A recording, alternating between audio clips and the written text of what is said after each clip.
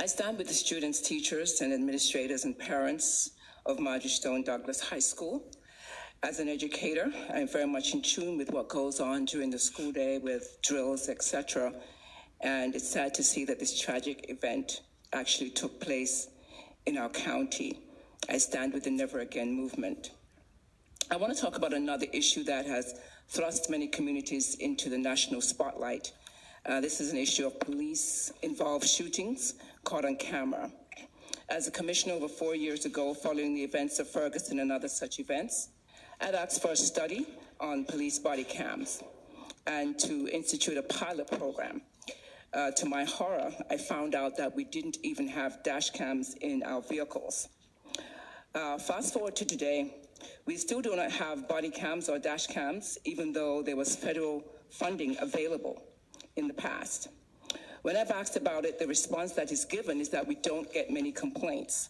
But just this week, I spoke to a resident who said they went to complain at the Miramar Police Department, and there was no form given to them in which they could write their complaint.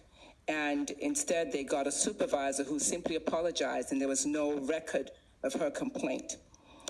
As an immigrant community, many have talked about that today. Many are afraid to go to police departments to file a complaint. They fear repercussions. Let's not fool ourselves that all is well in Miramar.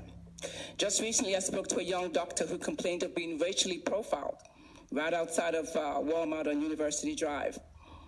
And he himself didn't want to complain because he didn't feel it would make a difference.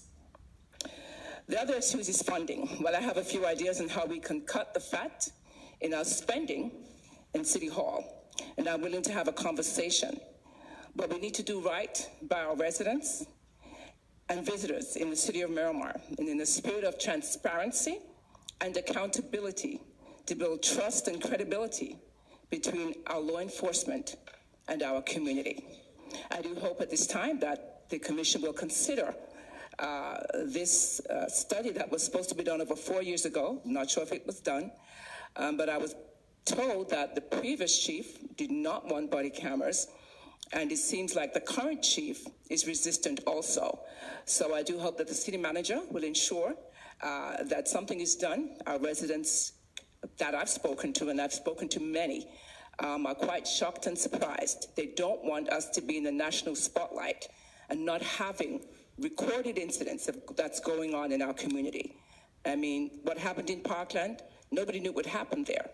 And Miramar is not immune. We are not somehow a Nevada that nothing is going to go wrong here.